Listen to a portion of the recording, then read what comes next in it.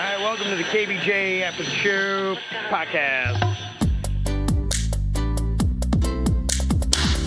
Kevin's eyes look insane, but he's got new hair. Virginia is a witch, and she farts in her chair. Jason is a spaz who's got an old man's ass. Welcome to the After the Show podcast. Alrighty, hello and welcome to the KVJ After the Show podcast. Happy little Friday, everybody. Friday. Yes, love it. Very excited for this time of year. My weekend is going to be full of football. Got a high school game tonight, going down to college game day tomorrow. Don't think I'm going to make it to the actual game, though, Canes and Gators at Hard Rock Stadium. My wife, I think, has got a silent boycott against Hard Rock Stadium going on after our parking experiences there. Who does your son Cannon play this weekend? They have got Forest Hill High School tonight. Oh, the Falcons. Yeah, they're playing the Falcons at home. I think it's homecoming. Oh, yes. Wow, already. Yeah, homecoming already. So that's going on. So doing well. Have a good little season so far. So it's fun and things keep going on. And then, you got all kinds of good stuff happening. Last night, I was hoping for a Dolphins win, but I got to tell you, aside from week one, they've played respectable football. Now they're 0-3, but at least they were in the game late, 21-all, and then they just made the kind of mistakes that teams that don't win tend to do, like roughing the punter. That's just, come on, man. That's basic stuff. But got an email from Shelly. She said, boy, tied at halftime. I felt the same last week. Patriots should have dominated. Are we playing down to the Dolphins level for ratings? Keeping it interesting. Corruption. A lot of people thought maybe that as the NFL is scripted, that the Bills were told to keep it close. I don't know about that. Well, early in the game, I heard Panda screaming from the living room. He was pissed. He's like, why didn't you challenge that? Why didn't you challenge that? It was an obvious, bullshit call. And he was looking for his coach of the Bills to challenge it, but that guy did not. It is so funny when someone screams at a TV, because my dad is a big Pittsburgh Steelers fan. He doesn't watch it like he used to, but back when I was younger, if the Steelers were on and something fucked up, you would just hear screaming, no, how is this? Dad, are you okay? Right. Fucking Steelers. Yeah. That's how it goes, baby. That's what being a fan's all about. A fanatic is what it stands for. RJ Dunn said, Tua always throws an interception. That is a problem. So between the roughing the punter kick and then Tua's pick late, that was pretty much the two big plays that sealed the deal for the Dolphins last night. Sounds like Stephen Ross is going to be patient and wait and see what happens. And I think it's probably the right move. I mean, if you're impulsive and you fire him, I don't know what that does. It just wrecks this season and doesn't save anything. Now, when you get to 7 or 8 losses and you're not going to make the playoffs again, I don't think Stephen Ross could, if they don't make the playoffs, I don't think he could bring Mike McDaniel and Chris Greer back without having fans. I think there would be cancellations like crazy of season tickets. And I think that's what he's doing. He's a businessman. He's going to play it by that. But I think, without a doubt, the Dolphins have to make the playoffs, probably get a playoff win, because that's what they have. They are the longest franchise with a playoff win drought. I think it's 25 years, something like that for the Dolphins. They're the last team in the NFL getting a playoff win. For being a water animal, we sure are dry. Yeah. What's funny is there's a meme that's going around. There's a kid, and it's great. Whenever you find a young kid in a team jersey that's bawling his eyes out at a game, it always makes a great meme. And this kid he's pointing to the field and he's bawling. He's got a Dolphins jersey on. And the caption says, it's like, my grandpa had the undefeated 72 Dolphins. My dad had Dan Marino, and I get this shit. So, if it's a generational thing, it is tough because, your dad and grandpa at least had something to get excited about. Yeah, this era of Dolphins football is just, every year is a depression. It's tough. Yeah, Lori said Mike McDaniel is just high AF all the time. That is kind of part of it. Look, I don't think the guy's legitimately high. I think he's very sober, I believe, at least when it comes to drinking. He's made a big point of that, about how he quit drinking and it turned his life around. But just the fact that he does look a little scruffy, and he's kind of always like, he stumbles a lot, and he's soft-spoken. It's kind of tough because, he kind of resembles Denny's. Do we get Denny's out in the football field? It's kind of like Denny's if and Denny's Mike were McDaniel coaching an NFL team, and then other coaches you see, like the Lions coach or the Patriots coach now is a guy that played for the Patriots when they won Super Bowls. He's a former Buckeye, and I've seen Mike Vrabel up close. He is a man's man. Like, he's a big linebacker kind of guy, and he's just, if a player came at him, you wouldn't want to come at Vrabel. Like, he still looks like he could whoop probably half the guys' asses on the team. Mike McDaniel probably would have a challenge with the water boy. I'm just saying. The mothers of the players could kick his ass. The girlfriends of the players could kick Mike McDaniel's ass. All of Tyreek's children could kick Mike McDaniel's ass. Sometimes I feel like I need a good ass kicking. Yeah, and sometimes I think there is something to that. Football is a sport that you need strength and size for. And I think there is sometimes when you're looking up to somebody, you need to have that. If you're a warrior and you were going into battle, would you want a guy that looks like he's high and is kind of short, mousy, scrawny? Or do you want a guy that's like, we're going there, kicks right? You're like, yes, yes, I'll get behind that guy. That guy I'll go into battle with. I mean, it is optics. Yeah, I think a big part of it is. And not to say that Mike McDaniel could never win a Super Bowl or whatever, but I think there's just a lot of factors that you're like, I don't know. I want to cheer the guy to lead the team? I want to cheer for him just because he's so different. Look, I did too, and I still do. I'm still pulling for him, and I love the fact that he's chill. He's not yelling at people, and he's a doll baby. And you're like, okay, could that approach possibly work? Well, so far in the experiment, it's not working. And so for me, I don't know. I kind of like a football coach that's, balls. They can scream and they can kind of get you fired up. Like, I think Ohio State's got a good mix of a guy who is a coach like that. He doesn't yell at players, but he can scream and get them motivated to get them going, we got to all do this together, that kind of stuff. Like, Mike McDaniel's not that kind of guy. He's not a rah-rah kind of guy. He'd be like, yeah, come on, man, let's see if I know you can do it. Yeah, it's like, I'm not saying Denny's couldn't be a great NFL coach either. when they hit the punter, he's like, oh, that's a bummer. Yeah. I remember the first time I took Denny's, it was kind of like a low budget. And I don't mean that disparity. It really was like a low-budget wrestling league. They didn't have but they were professional wrestlers. And you took Denny's to a match? Well, because I was involved in it as Hulk Hogan, and I was part of one of the sketches or one of the matches. And we were sitting there. He's like, whoa, man, why are they so mean to each other? I just don't get all this aggression. It is something, yeah. I kind of had to explain to Denny's, well, it's not real, first of all. And yeah. Is McDaniel's trying to steal Denny's act? It's pretty interesting. In fact, maybe we could play a fun game, Denny's or McDaniel's. We can take a clip from both, and you got to figure out who was it said this. I just want everybody to have a good time. Yeah. Why is the guy hitting that one guy with a chair? Well, it's a hardcore match, Denny's. What? Why? Skate to Beach wanted to know, did he ever play football? Yeah, he was a receiver, I think, for Yale. He was an Ivy League guy, so he did play receiver in college, but I don't think he has any NFL experience or anything like that, as far as I know. So, fun fact here from Jill: Jeffrey Dahmer attended The Ohio State University. Yeah, I think I've heard that before. Rah rah. Yeah. Yeah. I'm not sure if it was a rumor. I thought it was a fact. I thought Dahmer brought a severed head to the chocolate company he worked for. Good Lord. What, Yeah. show and tell day? What is that? I think he just brought it because he wanted to be close with it. Huh. Yeah, that's why he said he ate people, because he said when he would eat people, they would become a part of him. Now, is that just a serial killer trying to sound, like, oh, it's a spiritual thing? Or is that just he wanted to eat motherfuckers and then said nothing?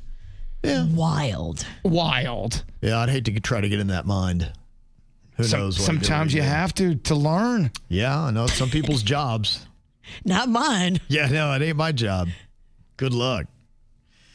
Got an email here from Jeffrey because the talk is that maybe Adele might be doing the Super Bowl halftime show. I think Adele is one of the greatest entertainers. We have an amazing voice. I kind of did a little inventory of her music, and it is radically soft. Like, she has two songs that have a little bit of tempo, but the other big 7 bangers we know of Adele. They're all ballads. Well, just play Rolling in the Deep for 14 minutes. That'd be it. And I asked, okay, but like, hey, could ballads rock a Super Bowl halftime show? 70% of people said no today. So I don't think Adele would be a very welcomed addition unless she were only part of it. Again, I keep saying I love multiple artists. I think that's how you please the most amount of people. So even if you can't stand one of them, you at least switch to something else and try to cover some bases. Now, I don't know. Adele's probably of the status where she wouldn't share the stage or time with anybody else because you have, maybe 12 minutes, 15 minutes, something like that. Hello. Yeah. People would be, what the shit is going on right now? I just don't know. That sets it off the way it should be. Jeffrey pointing out Usher on record wanting Metallica for the Super Bowl halftime show. And I like Metallica. That would be awesome. Well, look, I mean, of all the artists that have played, I think they're the status enough. Anybody else that they've had out there that has done it, you could argue that Metallica has the chops. Enough people would like it. They've got the songs. They are not going to be playing. They have got enough songs that are not ballads, obviously, that would go between Enter Sandman and some of the other songs that they've had out there. I think it would fly. I think it's a much better choice than Adele. And look, they're getting to the age where it's like, okay, they're old enough. I don't know if we want to wait another 10 or 15 years to get Metallica on the Super Bowl halftime show stage where you're like going, it was okay, but they're maybe too old. They're probably, let's do it soon. Yeah. My thought on that.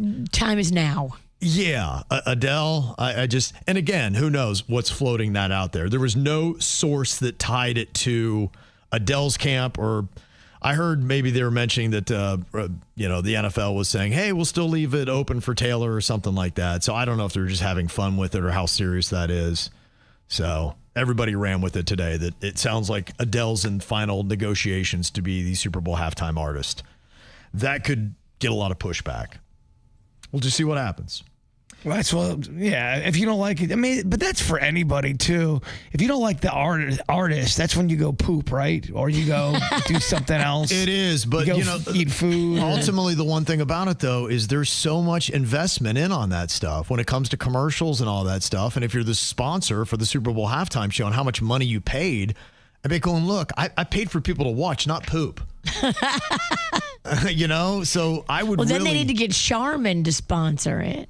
Okay. I really do. I mean, you could settle it all. I think the majority of people would like to see a variety of artists up there. I don't know why that's so fucking hard. I don't get it either. To me, that was the easiest win. Why they went away from that, I have no idea. It was always, and it was exciting too. You never knew who was going to come out. It's like, oh my gosh, look, it's that.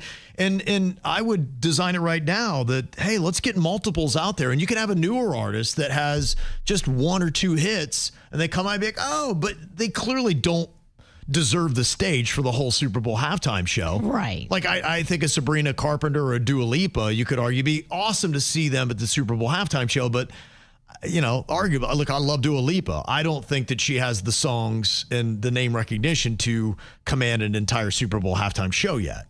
She's just not there. Jose talking about Bad Bunny. It'd be great to have Bad Bunny out there. How awesome would that be? Now, if you had Bad Bunny for the entire Super Bowl halftime show, you'd have a lot of people would be like, I don't even know what the fuck he's saying. So it's like, okay, but I'd love to see him out there. He's saying Bad Bunny's last concert from Puerto Rico is going to be shown on Amazon TV on Saturday at 8:30 p.m. That's cool. Oh, my girlfriends were at that. Oh, yeah? Franny and her sisters, Karen and Giselle, they all went to that show. Okay, the last one? They loved it. Yeah, they just went like in the past couple months. He had the little like hacienda right there that he was performing from, his little casa. Yeah, I don't know. That was on the stage. I think that was his whole thing. Okay. His No Me Quiero Ir de Aquí tour started in July, doing 30 sold-out shows in San Juan. His album that came out earlier this year, the Debir Tirar Más Fotos, meaning I should have taken more photos, is an unbelievable album that shows the world what the island is all about. I would highly recommend for you guys to watch the concert on Saturday. I'm sure Honeyface, a Mexican queen, and 25% Hispanic Mexican Virginia would love it. Quarter Mexican. Mm-hmm. Yeah, he does some good stuff. I saw that he is going to be back on SNL as well. He's really doing some good stuff between his acting, and he had a little bit role in Adam Sandler's last movie, Happy Gilmore 2. He was in that. He's really doing some good stuff. He's done some movies and acting. He is telling you, he's our new triple threat, right? Yeah. He's really starting to jump out there. Yeah, so Saturday Night Live has announced who they have. It's going to be performing and doing their stuff. Their new season is going to be kicking off in early October. Sabrina Carpenter is going to host and perform on October 18th. Bad Bunny and Doja Cat actually are doing the premiere episode on October 4th. You got 5 new cast members for season 51, which is where we are. And I saw this little fun fact about SNL. Saturday Night Live on YouTube reaches more Americans than any other YouTube channel. That came out from SNL.com. Yeah. I was like, wait, what? I don't know. Really? I have to check and see if that's right. I don't know about that. Not buying it? I'm not saying it is, and I'm not saying it's not. It sounds not right to me. Yeah, that's beating everybody. I agree. Yeah, I don't know. Let me see if it is true or not. That is the thing. Yeah, because you never know. You got to check everything out these days. But it is kind of interesting. People got to keep in mind. Sometimes people present stats too in a weird way that make them look good. They have the best YouTube stats from Tuesday to Wednesday for an hour. It says here, according to a recent report from the measurement firm Digital Eye, it is true that Saturday Night Live's YouTube channel reaches more Americans than any other YouTube channel in terms of reach for the first half of 2025. Okay. Wow. Look at that. They said SNL reached about 38.6 million unique U.S. viewers on YouTube during that period. That was ahead of big channels and media outlets like ABC, NBC, CNN, ESPN, and others. Now, reach is different from total views or subscriptions. It tries to count unique viewers, not counting multiple views by the same user, and avoids fake or bot traffic. So, there you go. Huh. I guess they do. I guess they do. We was wrong. Mm-hmm. Jeff has got a thought here about the email we received where he was a little concerned that maybe his wife is swiping some of the mail, possibly hiding something from him. What is going on? Jeff thought maybe she's got a secret OnlyFans account and they're sending her payments, and that's why she owes taxes on top of it. Okay. And another interesting little tidbit here from Christina on that. She said, I heard you talking about the wife that is hiding the mail from her husband. You're able to sign up on the USPS to receive scanned pictures of your mail before it gets delivered. He should sign up for that so he sees what's supposed to come in, and when it doesn't come, he can ask his wife where it is. That's actually a brilliant way to solve the issue. That's great to bring to her to say, hey, I know what you're doing, and here's the evidence. Mm-hmm. Okay. Fascinating stuff. Why would you want to be married to somebody you can't trust like that? You asked her about it, and she lied. Well, did she lie? Well, you told me she did. Yeah, you said that he asked her, and she denied doing it. Yeah, but maybe she didn't do it. She did it. Well, I mean, that's where I think he said he saw her do it. Did he say he saw her do it? Okay. He said he saw her do it. Okay. I go back and check on that. You said it. Okay. Yeah. Well, I read it. Didn't click on that. Well, I mean, yeah, if you see her stealing the mail, then divorce the bitch. I just think you can't. If your partner catches you red-handed and then you say, wasn't me. Yeah. Like, that's it. We're done. Send her the divorce papers in the mail so when she gets it. There you go. I wonder if she'd hide that. Yeah, he said, I caught her slipping envelopes in her purse. When I confront her, she flat out denies it. The kicker, so I don't know. That's got to be maddening because someone listening, they're with somebody or have somebody in their life will flat out lie, even if you have evidence of the lying, and it's got to drive you mad. It's actually abuse, I think, to do that to a person, to gaslight them and tell them, oh no, you didn't see what you thought you saw. I wasn't putting mail in my purse.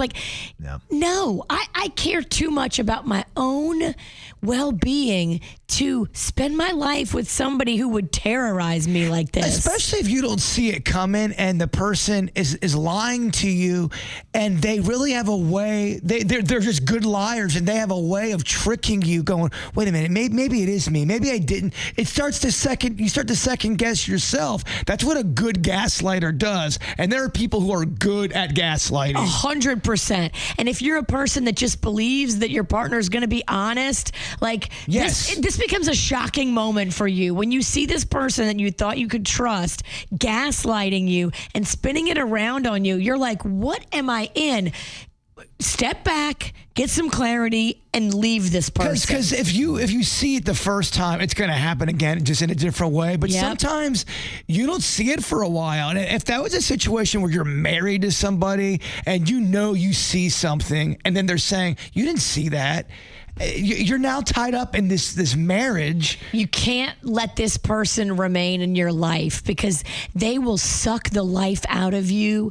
They will cause cell damage and stress that is not worth it. For your own preservation, you got to eliminate this individual from your life. Yeah, and I think if you establish this, you can leave the right way. Yasik said you get a letter of that in your mail. She'll know you did that. And you can say, look, I don't trust you. I've seen you doing it. You've been swiping the mail. I'm going to know everything that comes in and find out what's going on. If you can't level with me and be honest, then we don't have a marriage. And you really don't even have to mail it. You can just put it in your mailbox. Don't go through the whole mailing system. And that's silly. That is where you put the divorce papers. Yeah. Christy said, I'd like to help you guys settle this debate about the butt muscle and lie detector test. I have a personal experience. I was applying for a job a few years back, and I had to do a lie detector test. Now, what are you saying, Virginia? If you control your sphincter the right way, you can beat a lie detector test? That's what I've read. It's all in the butthole, Kevin. They ask you if you need to use the restroom before, and I felt like I maybe had to go number 2, but I decided not to just in case it took too long. Well, that was a mistake. This test in particular had a butt pad. During the end of the questioning, I felt the need to go. It wasn't bad, but I guess I was wrong. This chick called me out and flat out said I was lying because my butthole was puckering. I was so taken back because I was absolutely not lying at all. I chuckled a little and I apologized. I said, look, I got to go take a dump. But she wasn't having it. She was convinced that I was lying. See? I told you, it's all in the bung. Can I please see this interrogation video? And needless to say, I did not get the job. So in hindsight, I should have taken the poo when I had the chance. Those butt pads are the real deal, and that lady was a bitch. Wow. Yes, take all the shits before you do this because they are measuring your bung. I mean, that's just a good rule of thumb anyway. If you got to sit down for a meeting, get your business done before. But sometimes you don't got time. I agree. Look, you don't want to be late. I understand this. Sometimes it can take a few minutes to wrestle the Duke. That's what I never liked about teachers when they would, they take everyone to go to the bathroom. That's how they do it. We'd all go in a line and it'd take 10, 15 minutes. And then someone would raise their hand 45 minutes later and go, I have to go to the bathroom. And then the teacher would completely just get all mad and go, I just took you 30 minutes ago. Well, I didn't have to go 30 minutes ago. I have to go now. That's how the body works. Jess in Madison, Wisconsin said, I'm a couple days behind, but I was listening to your thing about the couple that was going on their honeymoon, and the husband surprised his bride saying, hey, we're not actually going to Cancun. We're going to the Maldives. I got a story on how it backfired, though. She loved it. I love this. I love a backfire. But my best friend was going on a surprise trip with her husband. He planned it all, and she had no idea where they were going. She was hoping he was taking her to Vegas to see Lady Gaga. But in reality, he was taking her to Atlanta for the weekend. Atlanta? So she thinks she's going to go see Gaga? In Vegas? Yeah. We all knew what he was planning, but what she was hoping for, we wanted to warn her, but also didn't want to ruin his surprise. When she heard they were flying to Atlanta in the airport, she's like, okay, this is the layover on the way to Vegas. Oh, no. So when they landed in Atlanta and he told her that, here we go, it was really awkward because it wasn't the reaction he was hoping for. Does anybody even get excited about we're going to Atlanta? Hey, we're in Atlanta. We're going to go to the Coca-Cola Museum. Well, you think you're going to a Gaga The aquarium? concert? Wah, wah. I mean, that would suck so bad. Hey, Bird, we're taking you to a Billy Joel concert. I'm thinking we're going to somewhere cozy, and you're taking me to Atlanta. With no, destination. Atlanta is the destination. So Jess said, I told my husband to never plan a surprise trip for me and just give me the heads up on where we are going. Yeah, you got to know your person, because I don't think that surprise trip works for everybody. And you have to make sure if you are doing a surprise, it is a big deal. Like, this is maybe the best vacation you've ever taken. That would be the only way. Special. Right. It can't just be run-of-the-mill Atlanta. Yeah. It's got to be special. Yes. Maybe if the Braves are in the World Series or something. Yeah, look, Atlanta's fun. I've had a lot of good times in Atlanta. But, Sure. Yeah, but when you've got the hype of Vegas and Gaga, and it's... Well, if you're excited to see a concert of an artist and you don't get to... That's fucked up. It's like telling the kids you're going to Disney World and taking them to math camp. Yeah. Math camp. Oh, that would suck so much dick. That would be a rough one for me. I don't make it through math camp. I don't make it past day one. Yeah.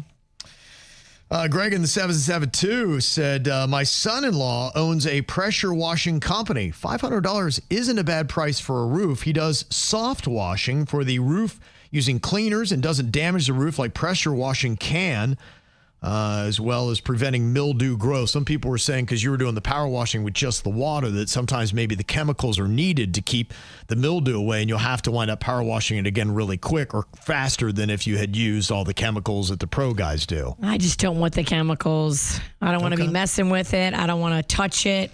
And I think 500 is extreme. Okay. That's just my opinion. Maybe I'm wrong. Well, Maybe I'm cheap. Yeah, I mean, often your opinions are a little, I just don't know about 500. I paid the last guy 175. Okay. Yeah, I didn't realize it was that expensive. that does sound high. Of course, she's saying that. Her son runs a pressure washing company. She wants him to make more money. If you don't have a dog in the fight, I think 500 to you sounds like a lot. Then again, everything seems to have gone up, even from 3 years ago. You know what else is going up? My ass on a ladder, because I'm going to do it myself. Okay. And you did. And I did. Are you done with it? Nope. Oh, okay. I want Panda to help me, because when I fall off the roof, I want a witness. I had Rocco out Poor there. son of a bitch. I was like, Rocco, okay, I want you to stay out here and help me, because, if something happens and I fall off the roof, I want somebody to hear me. Yeah. Do you know how bummed Rocco, out? he was there for 5 minutes and then went inside. You know how bummed out I would be if I woke up on a Saturday and I had Virginia kind of just barge in my room and say, "We are going to pressure clean the roof today." Kill your day. I'm like, what the fuck is this nightmare? Wake me. Please wake me. Yeah, lookout weekend. That's such a shitty weekend. Look, it's not going to be a long job. It's going to be maybe 2 hours. Yeah, it won't be a long job for you, but for that poor son of a bitch Panda. I'm going to get up there and do all the work. I just need him to make sure that... Oh, okay. So you're going to boss his ass around and then make him pressure clean it. He's got to hold, the hose isn't long enough from the unit to the gun. Oh, boy. For me to leave the unit on the ground and go all the way on the tippy top part of the roof. I got the first level. Okay. But now I got to go on the tippy top, and my hose is not long enough. It's high. Just hover. It's like 30 feet. Yeah, hover on your broom. All right, sorry. All right, I'm kidding. I think Panda should help you. Sorry, Panda. Of course he should. And Greg said, I would also sincerely appreciate some more info on VPNs from Denny's. Keep debating on paying for a subscription for security purposes, but nefarious reasons. I notice my iPhone will show it's using VPN sometimes. Yeah, I'm not very familiar with what all that kind of stuff is, but we were talking a bit about it when we were talking about some people using VPNs, hiding in dark corners. It seems like some of the people we've had causing violence in this country have been hanging out maybe even in the same little spaces, and they're almost encouraging each other and sharing info and all that kind of stuff, saying, I mean, this is a breeding ground for people that are trying to terrorize the rest of our population. I think we should definitely learn about VPN. I think you should go right into how to sell insurance. And then hit us with that grass. With the best sod. The only thing I will throw out about the VPN that's nice is anytime I'm outside of my house, I always have it active. So people aren't going to be stealing my information, especially if I stay in a hotel or I'm at the airport and you use their free Wi-Fi. If you connect to that, anyone who has the proper equipment can see everything you're doing on your phone. So if you use the virtual private network, the VPN, you don't have to worry about stuff like that. How much does this VPN cost? It's really inexpensive. I mean, I've seen them down as like $4 a month. It's a monthly subscription. Basically, what it does is it's a internet provider that you can connect to that is there. So you're paying to use their service. Okay. And it just masks all of your information. Mm-hmm. So it does have benefits, but at the same time, it can be used for bad.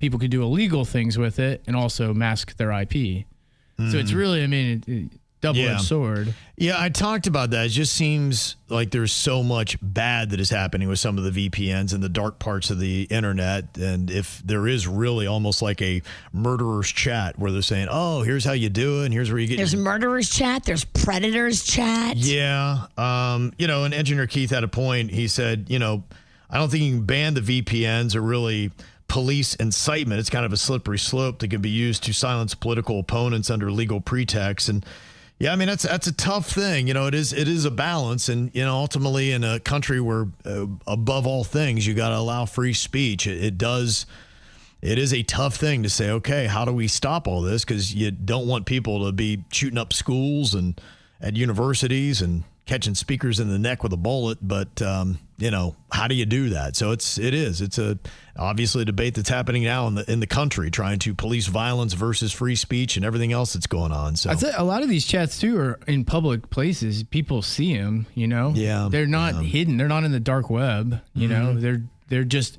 what the person's doing is they created an account with an IP that's masked so people can't track where that information's coming from, where that comment's coming from. But they still had to create an account and everything too. And a lot of them are just in regular forums. Is like it the possible? Discord's big, 4chan used to be big until they closed it down. Just a breeding ground for contention, basically, and hiding their identities. But sometimes if you put enough cheese out there, the rats come out at night to bite. It's true. No? What? VPNs. But yeah, it's just tough. Where do you draw the line? I mean, for one, it really is. I would recommend if you're using any internet outside your house, even your cellular, people can spy on you. Yeah. I mean, if you're at any so you public highly location. recommend a VPN? Like Yeah, maybe and everybody should have one, do you think? Or is it only people that are... I would say if you do banking outside your house, if you're ever sending money to anyone through any apps or anything, I would do it all through a VPN. I never, ever am not connected to a VPN when I'm not in my house. Anybody like me at ground level, where do you even go for a VPN and how much should you be paying? And what is the best one to get? So I would wait until like a Labor Day sale, a Christmas sale, a Thanksgiving sale. Any of those I always correspond with. And I mean, geez, I use NordVPN. That's the one I use personally. But I mean, there's a ton of different ones. That one. N-O-R-D? Nord, yeah. N-O-R-D VPN. It's super easy. You'll see tons of YouTubers always promoting it. It's one of the biggest ones. Okay. They have great deals. In fact, every time I do it, I always just do it at Christmas. They'll offer a 2-year package for 1/3 the price.